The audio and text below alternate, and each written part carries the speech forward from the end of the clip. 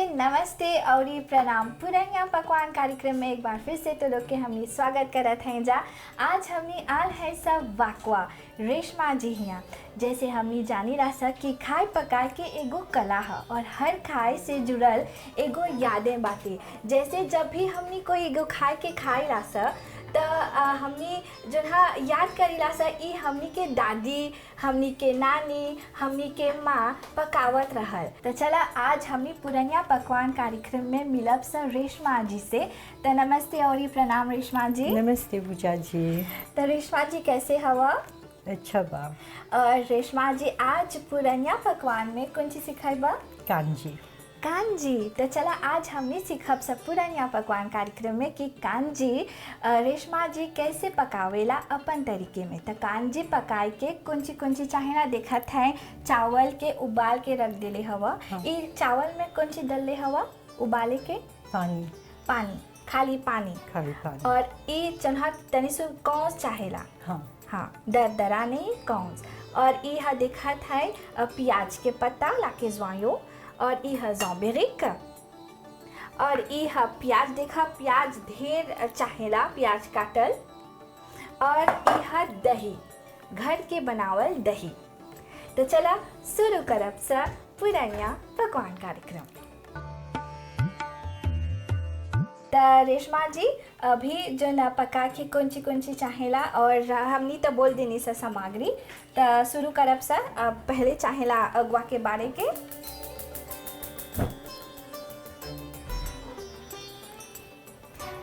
तो ये देखा जन हा चावल ई पक गल बाटे कौस जैसे बोली रहा और ये ढेर दरदरा नहीं चाहेला कौस। और ये अब कौन सी करबा रेशमा जी?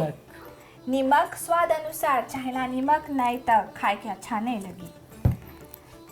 नमक कितना? नमक जितना पकावत हवा उतना चाहेला नमक जोड़े के। अब चाहेला मिलाए के जमे नमकवा और चावलवा से मिला जाए और स्वाद लगी खाए में। Asta kan nu met nu dahi nu tain vo. ई कहे Dahi puja pakvili. अच्छा तो ई दही जन हा जब डालब सा तो चाहेला अगवा के बुता दे के काहे कि दही के हमनी नहीं पकाइला सा।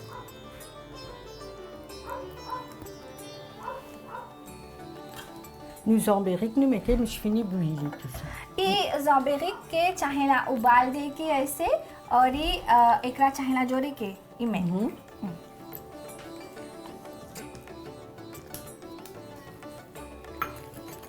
ये ज़ॉम्बेरिक चाहेला डाल के आए पोता हाँ।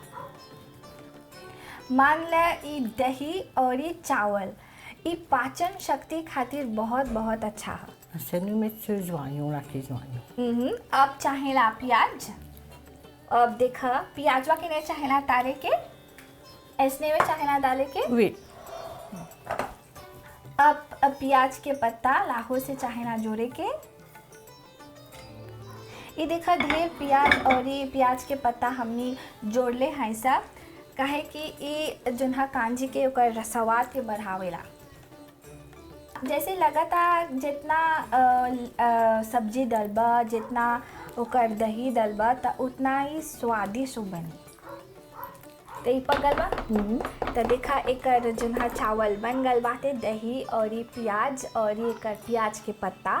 अब तनी सुन ई कांजी ऐसने में नहीं खाल जाला चाहेला तनी सुन सब्जी। तो चला अब जोन्हा सब्जी की ओर हमनी बढ़ब जा कि ई जो कांजी है कौन सब्जी चाहेला जोड़े के जमे खाए में अच्छा लगी और एगो पारंपरिक जोन है पकवान है। चला अब हमनी दूसर विधि की ओर बढ़ब जा जहाँ पर ये रेशमा जी सब्जी के पकयन जा। देखा था पुरनिया पकवान कार्यक्रम और आज हमने आल हैं सब वाकवा रेशमा जी हिया। जैसे देखला अभी हाल में कांजी के ओकर चावल पक गल बाटे। अब जोन जैसे हमने खाइला सा चावल तो ढेर सब्जी चाहेला ना तो ये कांजी से हमने ढेर सब्जियों खाइला सा। Brinzel, bread, sashimi coco avec sashimi dal, piment carré. तो अभी बैगन पकाइबा। Oui. तो शुरुआत करब से बैगन की तरकारी से। तो ई तरकारी पकाए के चाहेला देखा इमली खाए के पकैबा तो चाहेला तेल, स्वाद खातिर चाहेला नमक, अदरक और लहसुन पीसल। अब ई थलिया में देखा चाहेला प्याज, करी पत्ता, सरसों के दाने और हरी मिर्च। तो चला अब हमनी शुरुआत करब सा ई जन बैगन देखा ई काटल बैगन बाते जोली जोली काट देले बाते देखा ऐसे हुए चाहेला काटे के। तो चला अभी शुरुआत करब सा चाहेला शुरुआत करके कौन सी चाहेला। Avant nous mettre de l'huile chaud, ई तेल चाहेला गरम करके। तो तेल हमनी डाल दिले हैं सब। अब चाहेला छौंके के कौन सी चाहेला। nous mettons moutarde d'abord. सरसों के दाने ये पिसल नहीं है इसमें वे चाहेला दरदरा डाले के।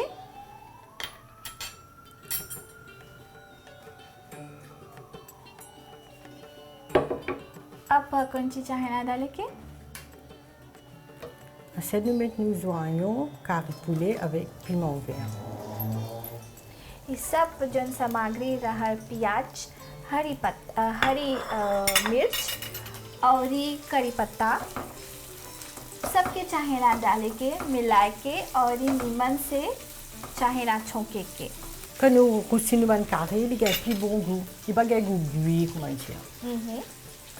तो जब हमनी पकाएला सा चाहेला नीमन से छौंके के लगी कि जैसे खात हवा कर में छौंक बाते और जैसे चाहेला छौंके के नीमन से जमी तरकारी स्वादिष्ट बनी और लगी कि खात हवा कुछो नहीं तो पंचोछर लगी और नहीं अच्छा लगी। जन में पे लो Donc, faites-moi cuire même.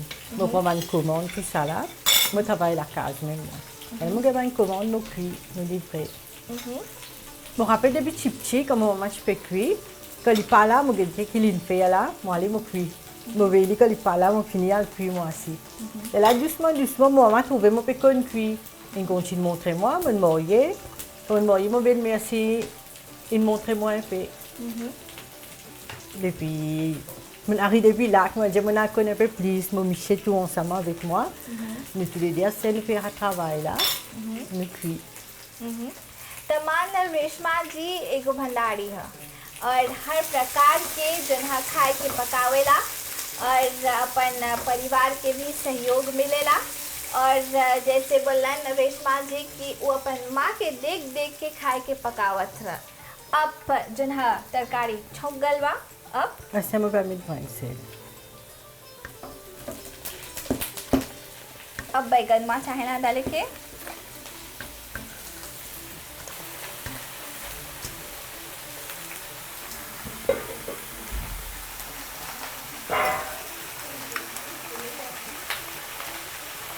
Sel.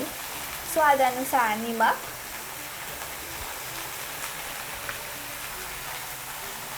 L'ail पीसल अदरक और लहसुन। कितना खुयर डले हवा। 1 खुयर। Oui. एक बड़का खुयर अदरक और लहसुन।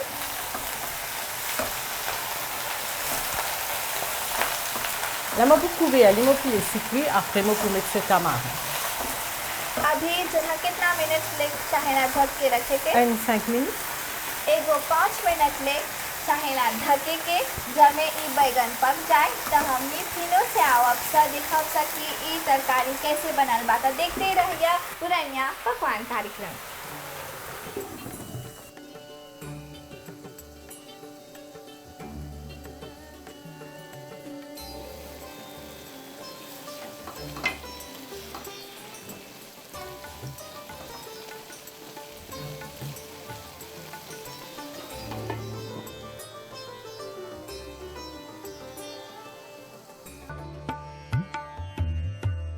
तो जैसे जानेला हमनी आल है सब वाकवा और पुरनिया पकवान कार्यक्रम दिखत हवा और रेशमा जी हमनी के जन्हा कांजी पकाए के सिखावत हवन न।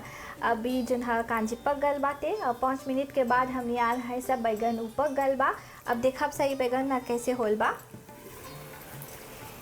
ई देखा ई सच में के सिज गल बा। अब लाहो से हमनी डालब स इमली Se ne mette tamar.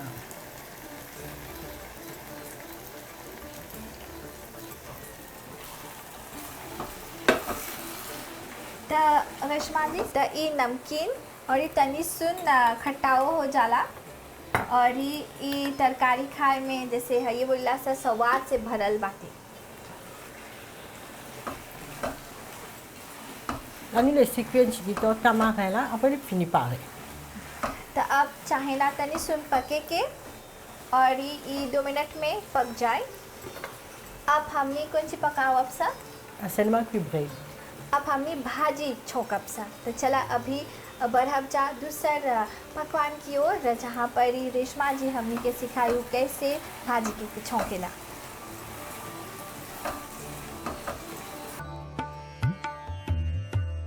तो देखत हवा पुरनिया पकवान कार्यक्रम और जैसे जानेला आज हमनी रेशमा जी के यहाँ आल हैं सब वाकवा और वो कांजी कैसे पकावेला अपन तरीके से वो हमनी के सिखावता।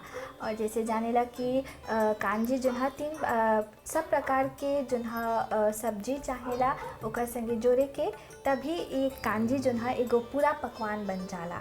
तो अभी रेशमा जी बतावत कौन कौन भाजी बातें। Pour kanji, quand nous tout bread, nous besoin non pire. Nous avons fait 3, 5, 7, mais aujourd'hui nous faisons 3. Alors nous prendre bread susu, bread malbo et bread murum. और ये भाजी पका के 3 प्रकार के भाजी चाहेला जैसे कि सुसु के भाजी, चौराई के भाजी और ये मुरुम के भाजी। और देखत है जा छोके के चाहेला Joignon, l'ail, piment sec. ई चाहेला प्याज, सूखल पीमा और लहसुन। देखा लहसुन के बारीकी से काटे ले हवन। तो चला शुरू करब जा पुरनिया पकवान कार्यक्रम कैसे वो अपन तरीके से भाजी पकावेला। तो ये देखा आग के बाद दिलन जा। अब कौन सी डालबा Mets de l'huile. तेल चाहेला। अब तेलवा तनी सुन गरम हो जाए तब हमनी जो रपसा कर प्याज, लहसुन और सूखल पीमा। देखा ये भाजी भूंजे के चाहेला अगवा के धीमा करे के काहे कि भाजी लेता लेवेला समय लेवेला पके के। हाँ ये चाहेला धीमा आंच में पकावे।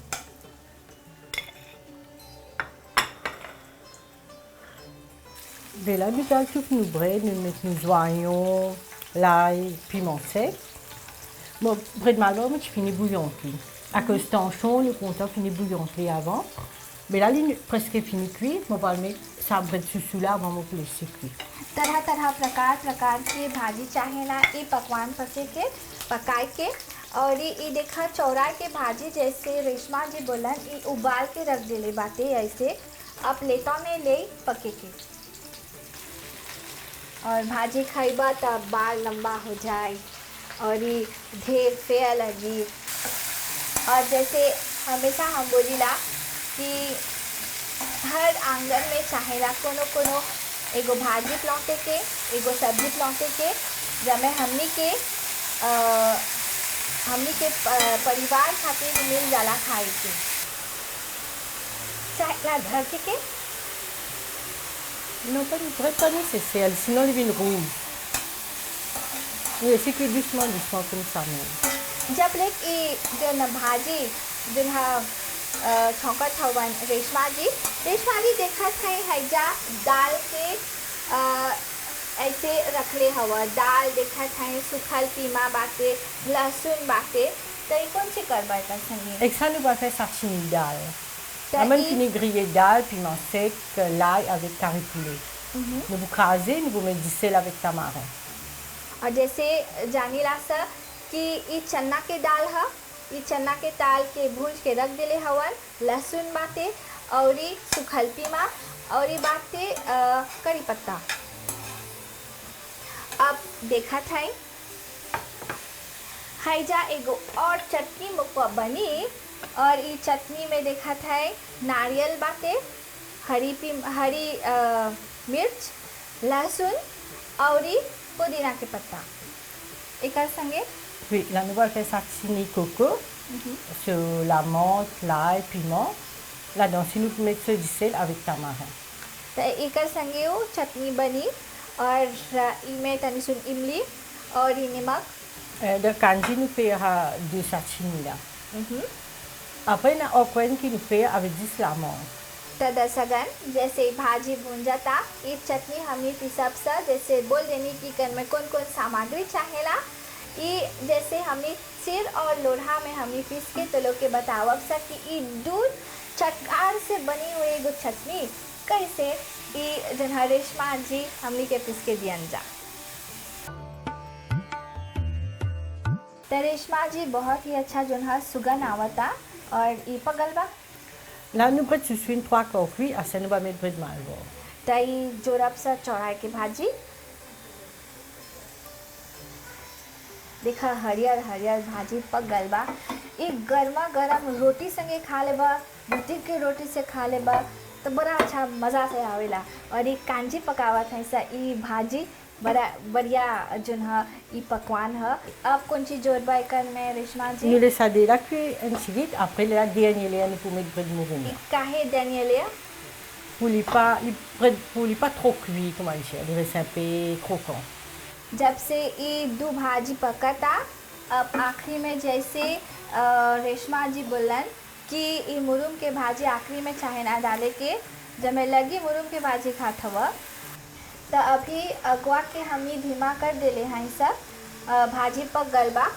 अब ये आखिरी में जैसे बोले हैं सब कि मुरुम के भाजी हमने डालब सा जोरब सा ये में है। Après nous mettons près de mouron. Nous allons laisser cuire trop beaucoup nous vieli. Après nous teindre au four.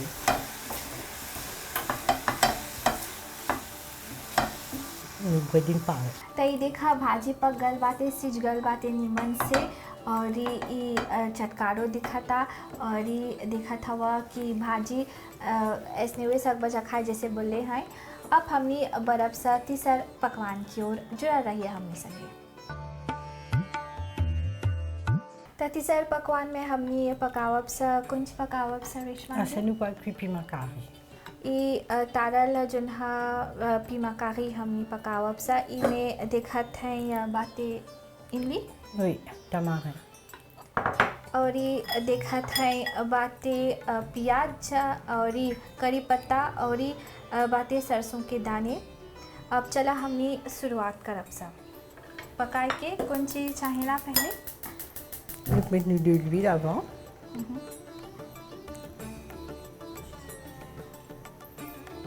अब जब ले कि जो है तिलवा गरम हुआ था ये पकवान के बारे में तनी सुन बोला था रेशमा जी। Piment carré là nous cuisons de tamarin. Nous pouvons mettre nos oignons, carré de poulet, moutarde. C'est moi les cuire de tamarin même. Nous mettons du sel, les vinaigre, tamarin. तो गरम हो गलवा ना।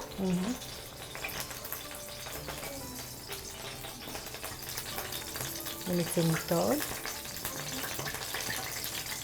सरसों के दाने Après nous mettons nos oignons carré de poulet.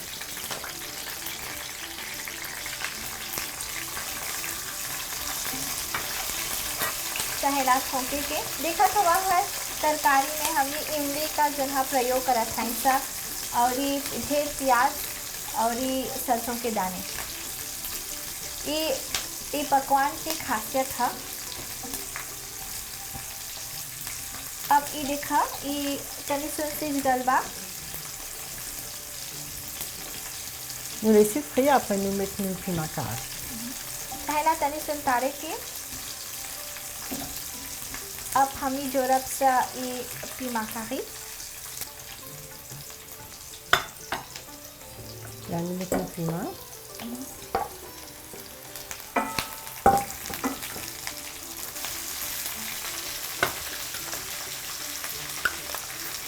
अब स्वाद अनुसार sel. नमक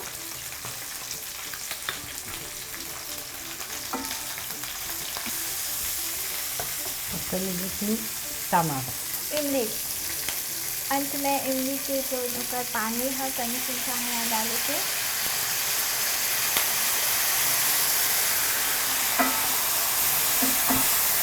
Là, nous pouvons aller nous recycler hors ce tamarin. अब चाहे ना ढके के अब तनी सुन एगो 5-10 मिनट लग चाहे ना पके के तब तक हमने फिर से आवब सा जुड़ा रहिए हमने संगे पुरानिया पकवान कार्यक्रम में।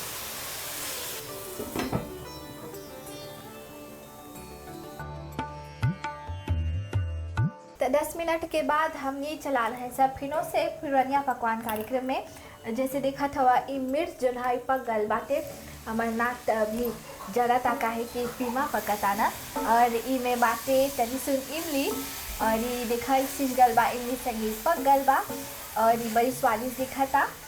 अब ई कांजी और ओकर पूरा जो है सब्जी ओकर चटनी ओकर पीमा ओकर भाजी सब पक गल बा अब हमी परोसब सब